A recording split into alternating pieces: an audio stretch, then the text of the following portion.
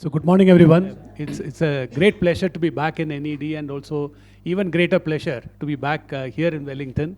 I remember we had a fantastic session last year in the very same hall where we had a lot of workout, sessions that we had. So today we have a very special, I shouldn't say guest, because he used to be the chief of this place a few years back, and much more than that. As a student, I was clear that I wanted to do engineering, but I was also equally clear that I don't want to do IIT because it's hell of a lot of work in terms of preparing and getting an admission into IIT. So if you sometimes attempt that, you will not even get into other colleges. But here is a man who got selected into IIT, 13th rank in the entrance exam, and no, the most interesting part is he decided not to join IIT, instead went into NDA.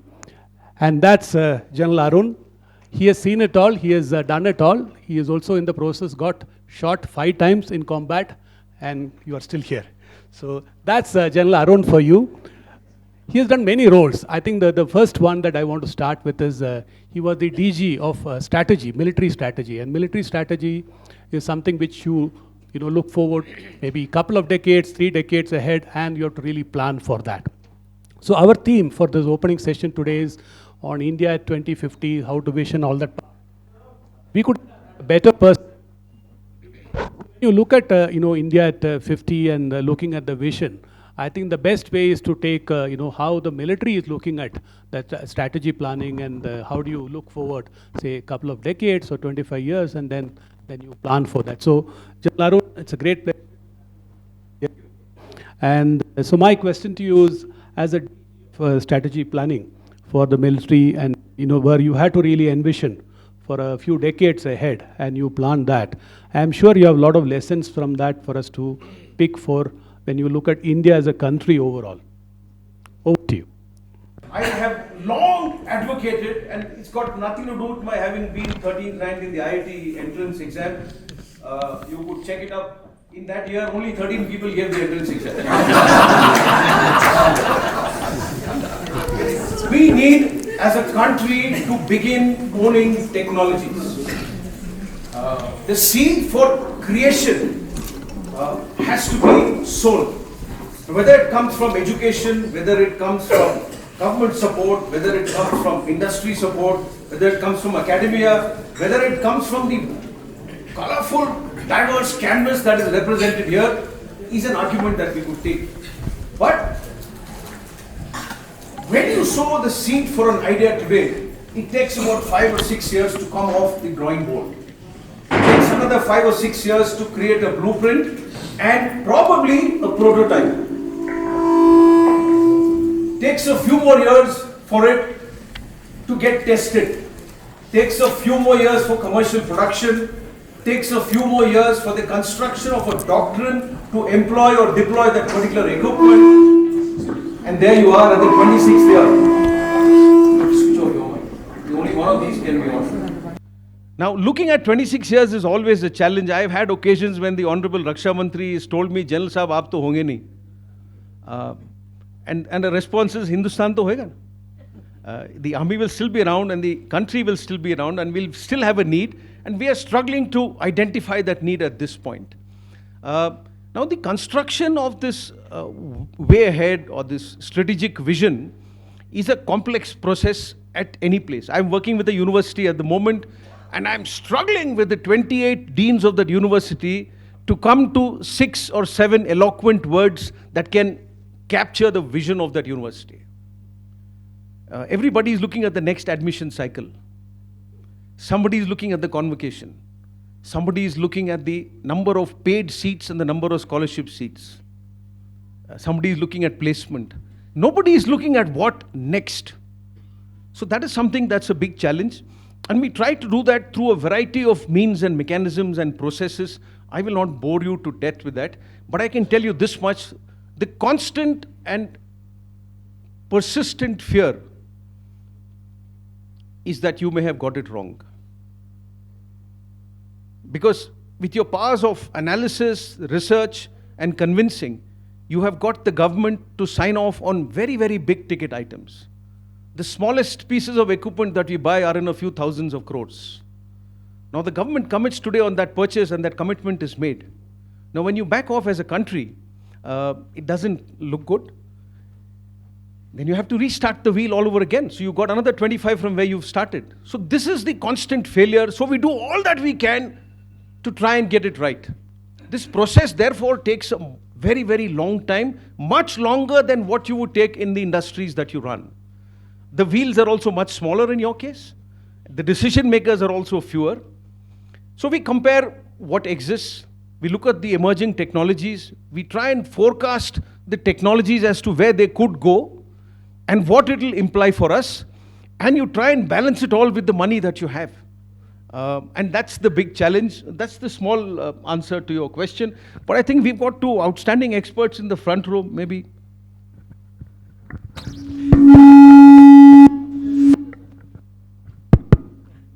So I think, as it's a Nilgiri economic dialogue, as it's a dialogue, I have one question for Mr. Montek. The military does the strategic planning, and how is the government machinery weaving that together in terms of government's long-term planning? And you have been in the planning commission and spearheaded many of that. Some thoughts from you in terms of how it used to happen in the past and how is it happening, how is it ought to be happening? Well, I can tell you about the past. I'm not currently involved, so I don't actually know what's happening. One of the things, and I think this was a mistake, the military planning, if you like, the capital budget of the military was not viewed as part of plan expenditure. That doesn't mean it wasn't given priority. It was just higher than the planning commission. So the decision on capital expenditure for the military was really taken by the Cabinet Committee on Security. And we took that as a given. So we didn't have anything to do with it. Now, whether they took the right decision, that's an open question. At least friends of mine who've been in the military, they've always said to me, and I'm not quoting anyone, very little integration of what was needed for the Army, the Air Force, and the Navy. Each of these things was viewed as a silo, and it kind of worked between the services and the ministry and the cabinet committee in some manner or the other. I remember when I was additional secretary in Mr. Rajiv Gandhi's office. That was the only time that I went into the war room in North Block because the Navy was making a presentation. And the admiral who was doing it made the point that, look, the time lag in getting ships is something of the order of 25 years. So you need to think well in advance. And furthermore, at that time, there wasn't an adequate appreciation of what the geopolitical situation in the Indian Ocean would be. We used to say things like, Indian Ocean is a zone of peace. We're very good at these slogans. This was one of the slogans. What it really meant was, we really didn't want the Americans or the British to be in Diego Garcia and so on. But of course, the world has changed, and if you've got half a dozen Chinese submarines in the Indian Ocean, us talking about it being a zone of peace is neither here nor there. So there is, I can only imagine that our strategic side, military and geopolitical strategic, must be taking a longer term view. And that view has to be now quite dramatically altered in two ways. One is that the geopolitics has changed, and all the assumptions that we had about the kind of world we are moving into are going to be quite different. And the second is that the pace of technology is changing much faster than it did before. But I don't think anyone in the civilian side of the government is actually involved in it. So it has to be between the armed forces and the defense ministry. And they have their own defense account service which must be getting involved in it. Thank you for giving that perspective. General Arun, when in our organizations, in the business organizations, when we do the visioning exercise, we can articulate it as, you want to be the leader in so-and-so, you want to achieve so much turnover. There are so many ways in which we do that. But when you talk about a country and, how do you want to envision for 2050? I mean, there are many ways in which one could do it. One could be in the form of the GDP. Yesterday, there was a lot of discussion in terms of the social, the development which is required. There are so many directions in which it can be done. In the past, the economic superpower used to be also linked to the military supremacy that the countries had. Looking forward to 2050, how much do you think that's relevant, and what would be your take on what India should be focusing and what should be the vision for India? So I have some data which I don't want to go wrong with, so I will use my notes. First of all, the short answer to your question, has military projection been a symbol of power status? Yes, it has. Will it remain so in the future? Yes, it will. But I am arguing that it will diminish. As we go forward in this world, I think the pure militaries will be replaced by pure technologies. I think that is what will happen going forward, and we have to be acutely cognizant of that. I also drift a little bit, for long, when we use the word national security, somewhere down the line we distill that national security down to the pointed end of the spear, which is that soldier who you saw drilling in that drill square, carrying a weapon and firing it. That's just one thread of the fabric of national security. You're not going to like me, sir. I'm not sure whether or when we will have a full-fledged war as we know it with either of our two big adversaries on both sides, on the east and west. But I am completely sure that we have a national security threat brewing in the form of health to our people. I am completely certain that we have a food crisis that will brew in future. Thank you, ma'am. I am completely certain that if we don't learn to educate the 350 million children in our country by 2050, you could keep arguing that we'll have a mean age of 30 and is the most employable, large size volume in the world and we will shake the world. But if you do not provide them either the education, the training, or the means to earn a decent livelihood, we will remain where we are today. We will grow, we will crawl forward. That's an automatic fallout of evolution. It's not going to be because of what we did. And since the brightest and the best are gathered here, I think we need to do something more than just having a conversation. I think those of us who have an influence on either health or education, I don't know, water, I don't know if Delhi's or North Indian plains quality of air is going to affect our health over the next 30 years. I don't know how much the government is going to have to spend on looking after that health. I do not know how much that poor health is going to contribute to the lack of efficiency in the workspace. I think all of these are also threats. They are as important and we need to address each of them equally. Do we need a military to show? I think that's where I have an issue with. We should not have a military to show, we should have a military to do. And we should have a military to do what we want for our country in terms of furthering our national aims, aspirations or goals. The moment we start wanting to match weapon for weapon or man for man or AK-47 for AK-47 or aircraft carrier for aircraft carrier, that is the definite road to doom. Slightly harsh words, but that's not a race we are going to win. We cannot win it, and we know what the statistics and the figures are. So, aging society, is that a challenge? I don't know. If the number of people who are going to work, some statistics also say that by 2100, that's 2100, it's about 75 years away from now, our population will be at 990 million. Lower than from 1.64 or so billion, which we will be in 2063. So should we do whatever we can? I mean, I cannot say 2063 must not appear on the calendar at all. It will appear. Can we do something to reduce the population? There are many states in India whose fertility rate has already gone below 2. But our national fertility rate is still pretty high. If we can bring that 2063 down, our population will start going down much faster. Now, are we prepared for that? These are national security threats that will manifest in the next 25 or 30 years. We need to build all of them. The military, sir, is one significant component. One major component of military is that I have always argued that armies are not here to fight wars. They are there to prevent wars from happening. That is what we need to do.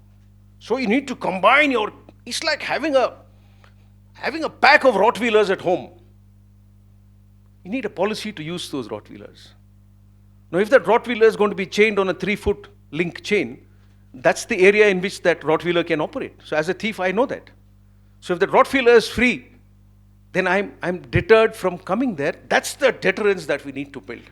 The second thing is also a policy issue, that what is going to be your calibrated response to any action that violates your either sovereignty and territory or threatens your national ambitions.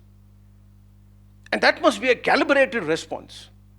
It pains us, in the army, it pains us so much that we don't yet have a national security strategy. Whether for public consumption or no, but we don't have one. And God knows we've created enough drafts and sent it up, but it takes commitment to sign off on that national security doctrine, or whatever we wish to call it, white paper, it doesn't matter. So these are things which we need to build into our system. Would we still call ourselves a growing nation? Maybe we shouldn't, but we are. But I think these are changing, and I think in the next 5 years, the rate or the speed of change will be far more rapid than what we've seen in the last 20, because circumstances and the environment around us will force us to change these. I also believe that the influx of technology into the armed forces will change the way we are organized, equipped, structured, and operate. There comes a point in time, an inflection point, and I think we are almost at that point. It will happen. We're seeing it beginning to start. How soon it will unfold is anybody's guess, but I think sooner rather than later. Sorry, long answer to... Who's this? No, it's working. So essentially you are saying we have to wage a war, but wage a war on hunger, on healthcare, on education. So we will take that as a command from the general, and we have to work on that. So I'll move to the next topic on the partnerships, because if as a country, if you have to really have a much higher aspiration, one alone cannot do that. And partnerships do matter, partnerships between companies and even within the country, partnerships across different stakeholders, be it government, be it the public enterprise, civil society, research, military, so many things, people have to really collaborate. We have many military alliances, across, we have Quad and many other things are there. Can we take some learnings from that in terms of how we can forge, therefore, good partnerships, not just on the military side, but also on the economic side, could be on the technology side. What are your take on that? For as long as mankind has existed, the armed forces or the soldiers have always been part of diplomacy. Either they were the coercive end of diplomacy, or they were the ones that facilitated diplomacy through earlier conversations. By nature, the armed forces of the world are very similar. The navies dress similarly, the armies dress similarly, the armies talk similarly, the air forces operate similarly. So there is a great affinity between people of the armed forces of different countries. In much of the world, the military diplomat has got a significantly large status. Not quite so in our country, for a variety of reasons, which we're not talking about here. So therefore, a diplomat, a uniformed diplomat who represents India overseas, becomes a very important cog in the wheel for us to conduct or transact business there. The best form of friendship is seen as two armies or two navies or two air forces working together, training together, learning together. Even today, with the number of natural disasters that occur across the world, humanitarian assistance and disaster relief, HADR as it is called, is a great place for armed forces to interact and provide succor to those who need the help. These look good. They travel more miles than they actually do physically. and they are outstanding for building a relationship. The best relationship is money. It's money. It's transactional, it works. It's brutal, but that's the truth. Historical linkages work if you are able to recreate or at least strengthen the events of history.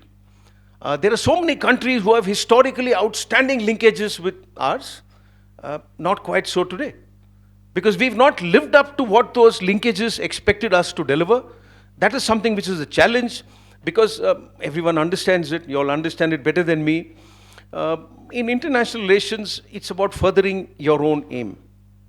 And how ruthless are you in pursuing your own aim? Are you willing to sacrifice your old friends in the pursuance of your ambitions? Or are you willing to partner with them and go along?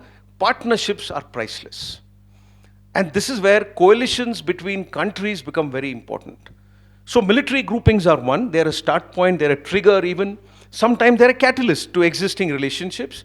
But the best relationships are ones of combined prosperity, where both stand to gain. Obviously, some will gain a little more than the others, but when you can take everybody along with you, long back, I think sometime when I was the National Defense Academy in 83 or so, late Dr. Manmohan had come and spoken to us. And I remember one thing which he said, we cannot be rich if our neighbors are poor.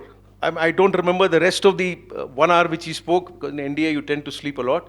So the time that I was awake, I remember this. He must have said so many outstanding things, but this is one line I remember. And it can't be truer. People movement is another great national security threat. Rising water levels. And we have the statistics to show what will happen. You have the topography to tell you where people will move.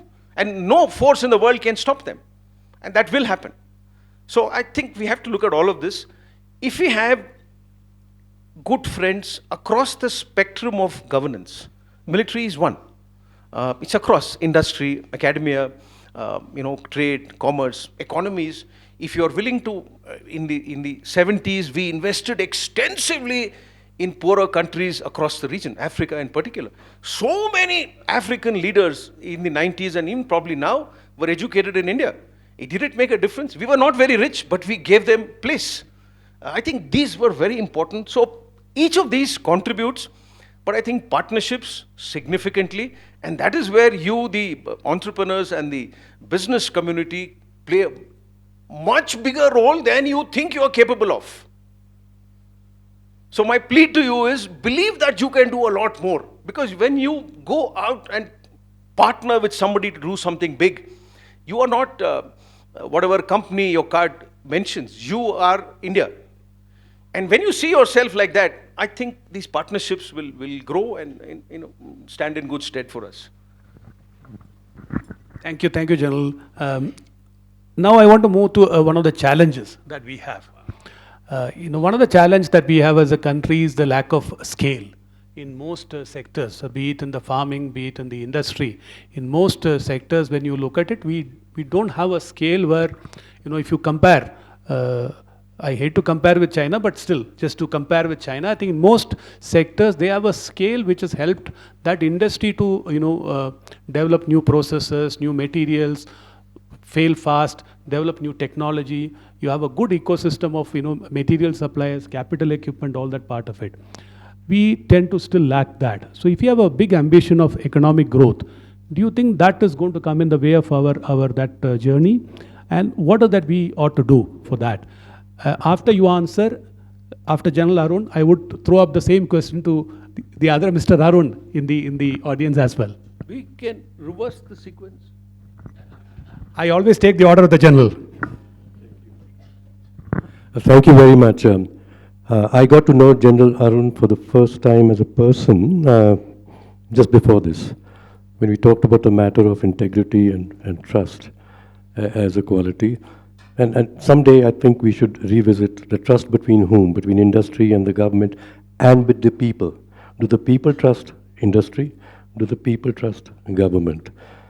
From that I want to come to something you asked a question to Montague about whether the country uses 25-year cycles for planning like the army does. And General, you made me, deja vu. the army has always been, armies everywhere have to think ahead because of the reasons he has explained.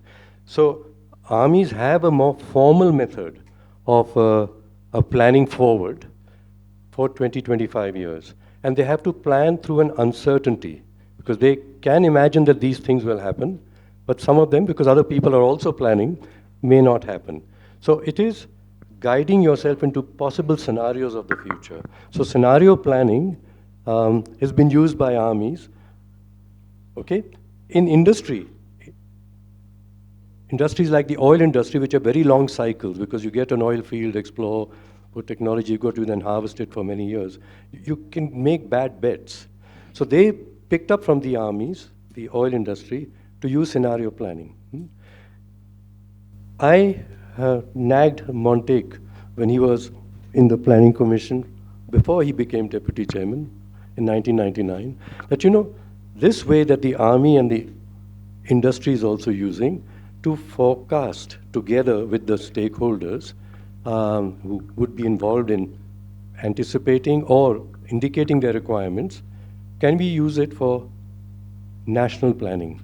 And there was an example of South Africa, and Montek was very intrigued.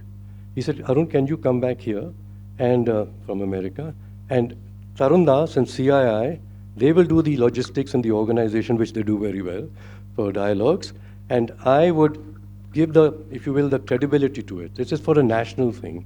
So we did, General, use the army style 25-year planning, in which we did it, and let's not talk too much about it. What we, that time also, located water, livelihoods, child education, because, you know, these are things with consequences in the future, and food and agriculture. So when it came to what have we to anticipate happening together, we had located those subjects. And CII played a very instrumental role in that dialogue, which included the people. It was not just between business and government. The people were the essential part of it to do that. So I'm just remembering that time. Now you talked about scale, okay? And which is something one realized, that, you know, we think that acquisitions and mergers is I must first get the scale, because then I'll have the power and then I'll have the efficiency in the resources. Actually, in nature, things don't come in scale, they grow into scale. So you need to have many small things that amongst them, I mean, some will grow bigger than the others. So what we need in the country, as we realized then, is many small things. Nurture them, let them happen, and something will emerge. Don't say, we don't have enough scale, so let's find the big player to be the large player in a sector, but then there's no creativity anymore. So we can revisit the questions that you are asking him through the methods he's suggesting, but applying it to the country, the army does it extremely well.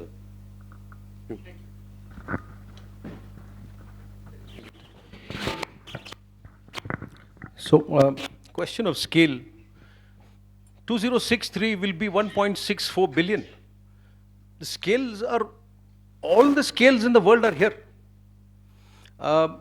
We cannot only want to manufacture for export. There will always be, 50 levels in India which consume 50 different kinds of products at 50 different prices. There is always a market in each level. And each will consume. And as they consume and grow and earn better, each will grow into the next segment till we have the scale that we really want within. Does that mean that we can do without anybody from overseas? Currently, doesn't look like that. I don't think it's ever going to be possible. There is talk of deglobalization, but globalization itself has not even reached all corners of India. Only when it reaches all corners of India will you start the process of deglobalization. 500 years. We will have probably grown tails and longer ears as evolution by then. I don't know. So I do believe what we need to do, and I'm calling this a national challenge, it may not be a national security threat, I think is our inability to generate efficiencies that are required. I don't think policy formulation is a challenge at all. We are better than most at both creating the vision and crafting a policy. I think somewhere in the implementation, I keep aspiring. We were having a conversation yesterday. I see our district collectors and magistrates who are the lowest top tier of governance. They have to own the district, not as in own the district, but as in own the district. So you should be concerned for what will happen 25 years. 50 years even. Why 25? Maybe 50 if you can visualize it. Every little bit, it's not only implementing the policies of the government, but it's also visualizing what policy amendments need to be done to implement it effectively, which will vary for each district, even within a state. That's how I see district collectors, and they play a hugely critical role in the way governance reaches the common man. Same with industry, same with agriculture. Again, I have some statistics. This is the yield in 2024 per hectare. So I've got India, US, and China. You could have gone to any other country. So look at rice. The Chinese produce 7.08 tons of rice per hectare. We do 4.25. Wheat, we do 3.54. The Chinese do 5.86. Cotton, we do 1.2. They do 6.04. Cereals, we do 3.57. They do 6.38. These are just random figures I picked up last night. But that tells a story. So does technology need to get into farming? Does education? Do farmers need education? 100%. Do they need system support? 100%. Is all this changing? Yes, it is. At the round table yesterday, there was great angst that the pace is not what we like. The pace is never going to be what we are like, because we are 1.64 billion and we speak like 724 different dialects, I don't know how many, and so on and so forth. So these are challenges, and we have to find ways to overcome these challenges. You contribute exponentially. If every company in India were to actually consult with the people in governance as to where that 2% of CR must get expended and where we will get most bang for the buck, I think a lot of things will start changing from there. But that's just a few of the wish lists that we have.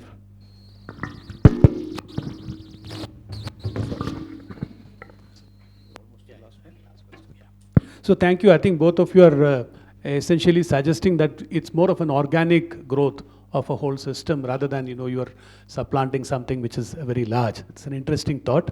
So my last question to you, General Arun, before I probably open the floor for the audience to ask, the leadership lessons from the military, because all of us are in different walks of life, largely from the business. So a few leadership lessons for all of us to, take home. Leadership lessons. When you Google business leader, you get about 90 million more hits than if you Googled military leader. Yeah. Everybody's a leader today. So when I do these workshops for children, I argue that all of you are leaders. You have to be willing to make a change. The beautiful word in Hindi for initiative is called Pehel. It sounds beautiful, it is beautiful, it's wonderful in its execution, which is to take that first step. So as business leaders, you've already taken many steps down that road. But I will ask those of you all who manufacture, what is the next thing you're going to manufacture? Or are you just going to manufacture what you're manufacturing more efficiently? Even that is a plus. But I'd like to ask for that next thing. What's your R&D team doing? Leadership lessons from the army. I think single most important lesson, don't give up. That's it. Just don't give up. Persist. You can Google and take a look at the microscopic sub-oceanic creature called the tardigrade. Yeah, it's also called a water bear. It's a very cute creature. It looks like it's animated, but it's actually a real-life creature. I wish I had slides. I would have showed it to you. It's like this. It can live at minus 50 degrees. It can live at plus 50 degrees. So some scientists, like a few of you all in the audience, said, let's put, 3 million of those, one handful is 3 million, in a thermos and close it for 7 days. So at the end of 7 days, the tardigrade comes out like this. So they said, no, this is not good enough, let's send it to space. So it traveled to space on a Russian rocket, stayed there for 8 days, came back like this. It won't die. It just refuses to die. That is persistence. That is perseverance. Just don't give up, because you do not know at which attempt success lies. Nobody knows. You can Google the theory of the dominoes. The theory is very simple. You roll the first domino, it has the potential to roll the next domino. Now, scientific laboratory research has proven that if you create dominoes of the same material, texture, shape, size, and density, the first domino can roll the second domino, which is 1.5 times its size. So let me quickly ask you a question. In this experiment, they did with the first domino, which is just 2 inches. Now 2 inches is 2 inches. Is 2 inches. We all know how much 2 inches is. This much. Now I want you to tell me, what do you think is the height of the 18th domino? This is the first domino, 2 inches. It rolled over. What is the height of the 18th domino? Please don't do calculations. You don't have your secretaries with you. Yeah. Which wall? This wall? Sir, the 18th domino is as tall as the Leaning Tower of Pisa. So let me ask you, what do you think is the 23rd domino? No, if this was Kochi, people would have said Burj Khalifa, because Kerala, Burj Khalifa.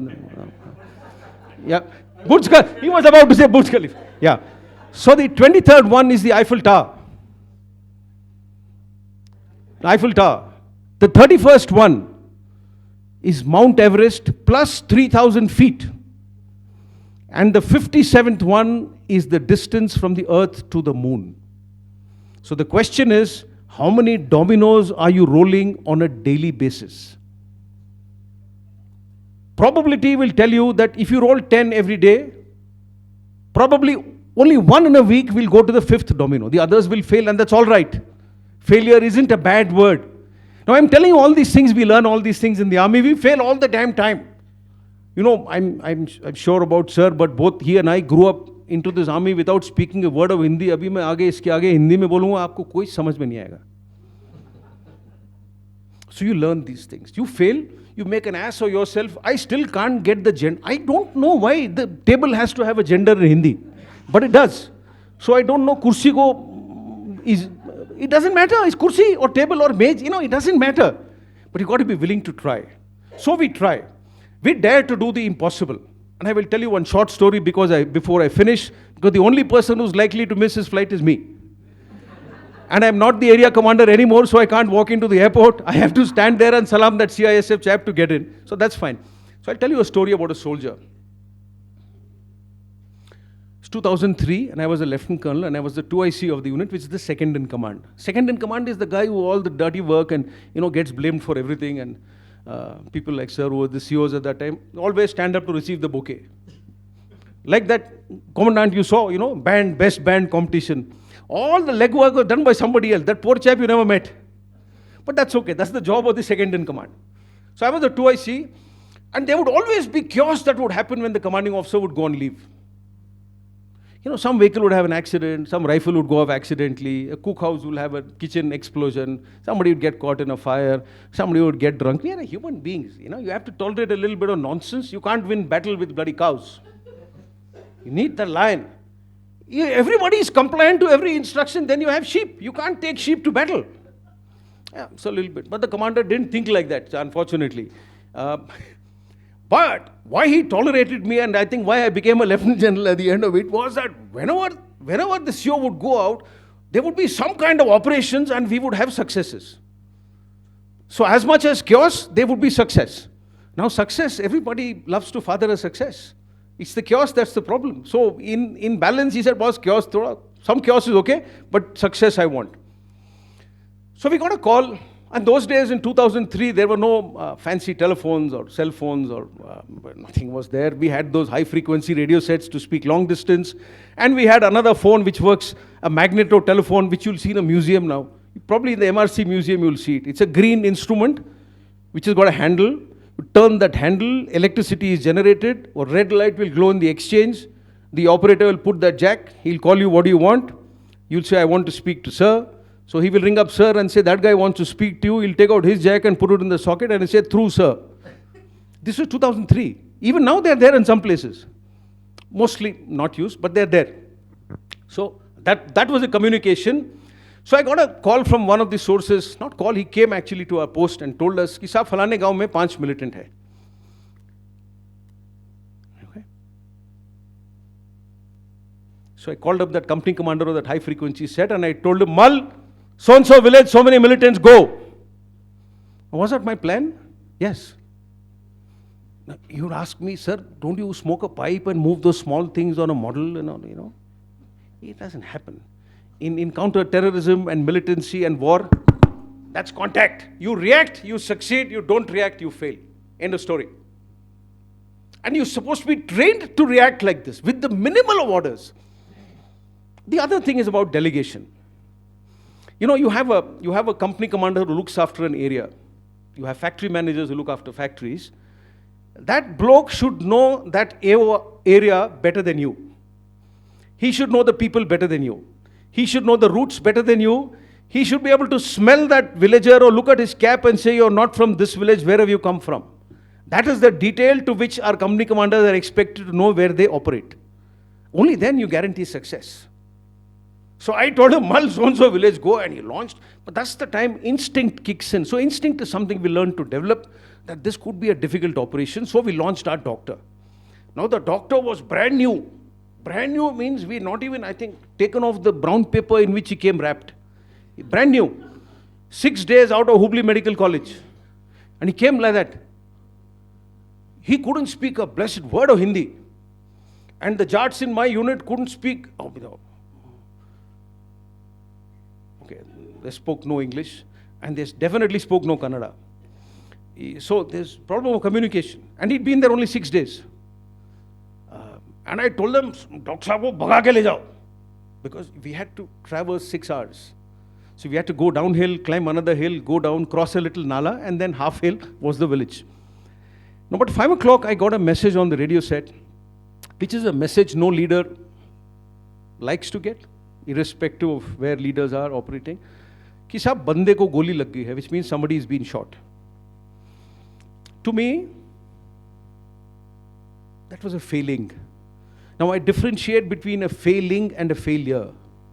And the difference is that if you give up, it becomes a failure. If you don't give up, it's only a failing. Now both can be recovered from. It's easier to recover from a failing. Simple. Now, why did I see it as a failing?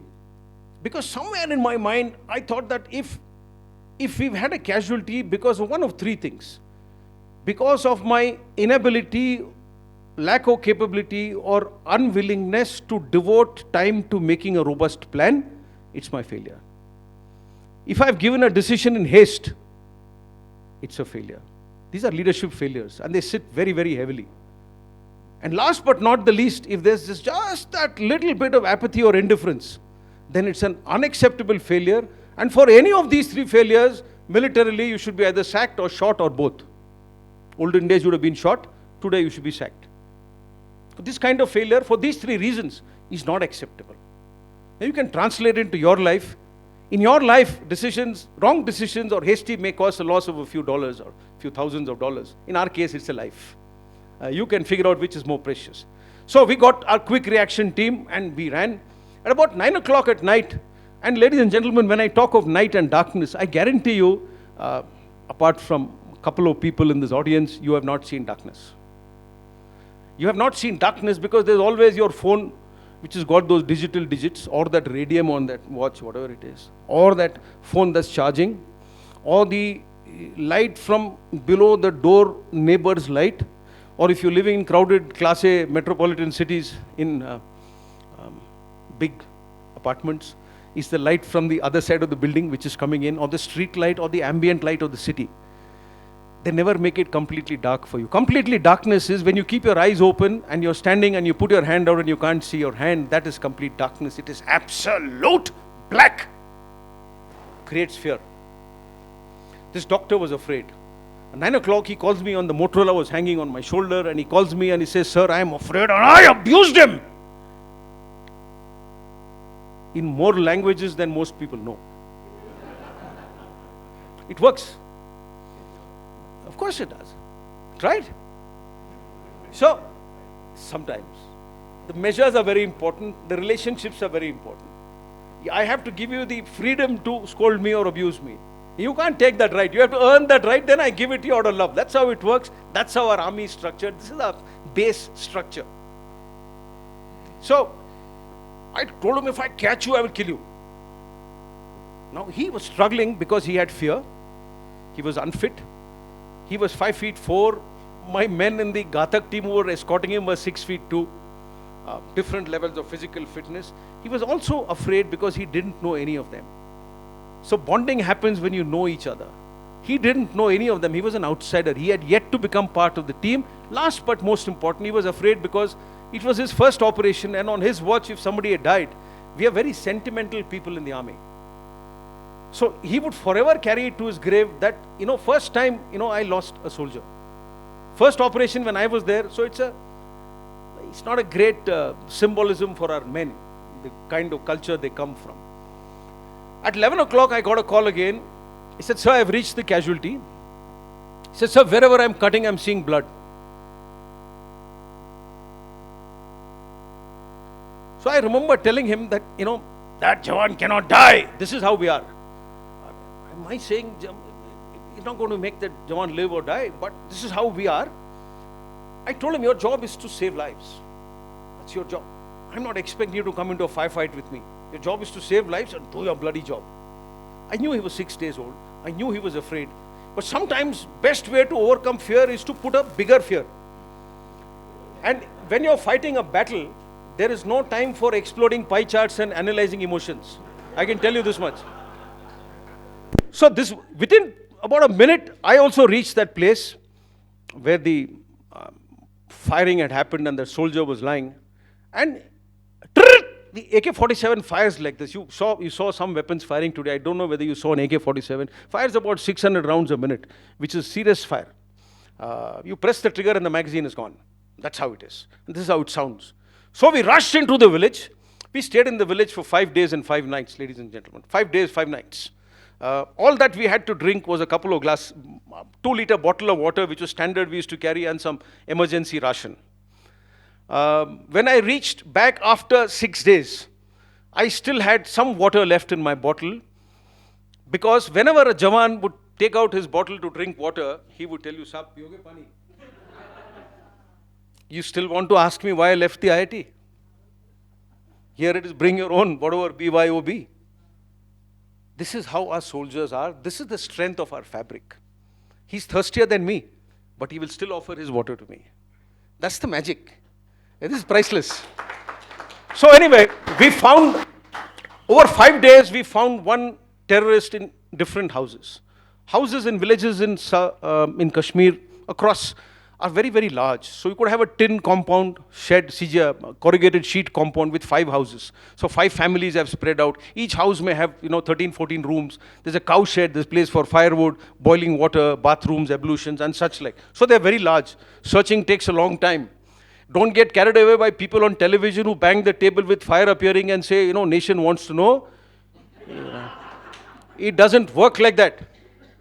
It takes a long time to clear a house, and it is extreme stress because you have no idea from where you'll be fired at. People who search a house actually need to gather themselves for about half an hour before they can enter another house. It takes a lot of time. And you want to minimize casualties. So it took us 5 days. Came back, I asked got through, I'll cut the story short because my flight's not going to wait. I got through to the hospital with the greatest of difficulty on that phone which I described. The nurse's name was, I remember after so many years, it's 2003, so you do the arithmetic. I asked her, Banda kaise hai? So the first thing she said was, sir, this is the ICU, so please don't raise your volume. What does it tell you? Ownership.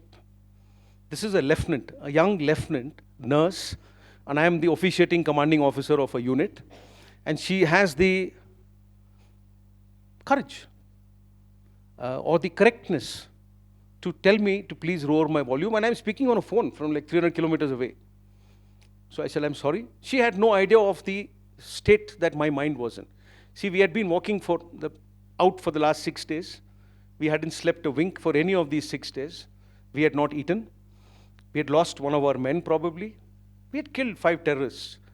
But the loss of one man never compensates for any successes. Successes have to be clean and pure. Otherwise, it's a failing. Because you then have to analyze the inadequacy which caused that casualty, whatever that inadequacy may have been, and fix it. So anyway, we got through to the hospital, and she said, sir, theek hai. I said, can I speak to him? Because we created systems after Kargil, where the handset could go to each bed, for people to speak to their family and friends. So she said, sir, I can put the handset near his ear, but I don't know whether he can hear you. He's not spoken for 5 days. We're feeding him through a nose pipe. His eyes are open. So I said, tell me his injuries. She said, sir, his femur has fragmented at 2 places.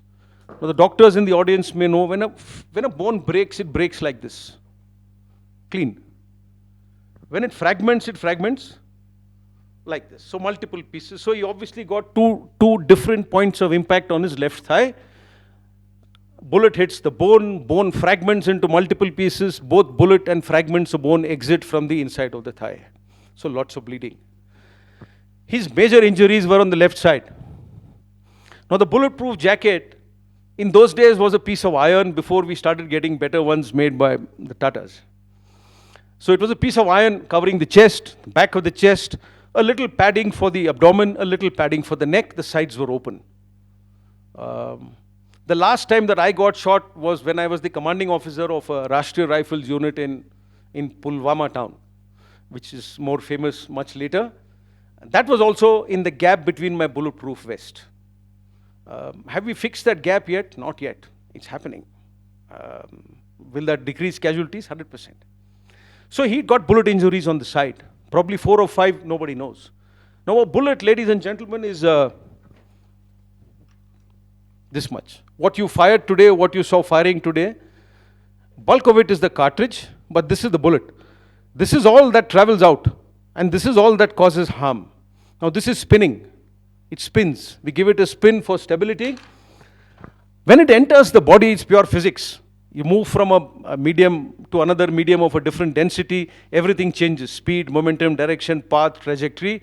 So bullets which should go in a straight line become slightly inclined and go through the body. You have a hole the size of a baseball on your right side.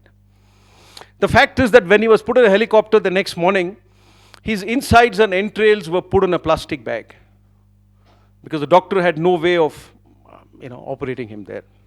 Because when it falls out, grass, mud, gunpowder, it's a mess. His big injuries were in his rib cage. So when he got shot in the leg, he would have fallen maybe 15, 20, 25 feet. His chest hit a rock, would have hit the rocky surface. Now the iron sheet goes back into the lungs, and 5 of his lungs fracture. And in fracturing, they rupture his left lung in 5 places, so the lung is filled with body fluid and blood. These were his injuries. So I asked her, will he survive?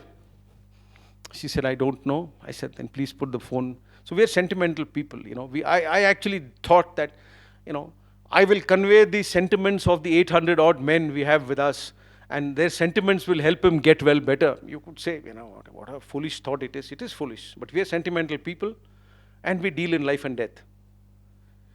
So she put the handset near his ear, and I asked him, Nimbaram! That was his name. He was Nimbaram from Sikar district of Rajasthan. And I asked him, Kya haal hai tere? How are you, son? For about 15 seconds, there was no response. And I thought he could either not hear me, or if he did hear me, he couldn't speak, or probably both. And I was about to hand the handset over back to the operator, when a thin voice, please remember, ladies and gentlemen, when today morning's time of 7:30 was announced, there was a very loud murmur of disapproval, dissent, and discomfort amongst you all. With these injuries, this young man, all of 21 years, tells me, Saab, पेट में थोड़ी सी तकलीफ है. I have a small ache in my stomach. Now, I didn't know whether to cry or to laugh or to feel pride at having the privilege and the honor to lead such outstanding human beings. Just when that thought came into my mind, in a feebler, thinner voice, I heard him say, साहब मैं तो ठीक हो जाऊंगा, पलटन के बाकी बंदे कैसे हैं? Which means, sir, I will get better, but how are the rest of the men in the team? This is selflessness of the highest order.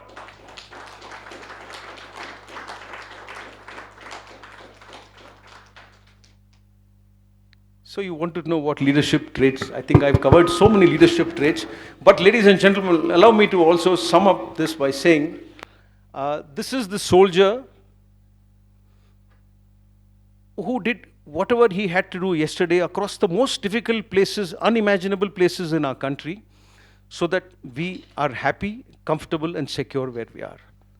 And as I speak to you today, he's doing the same job.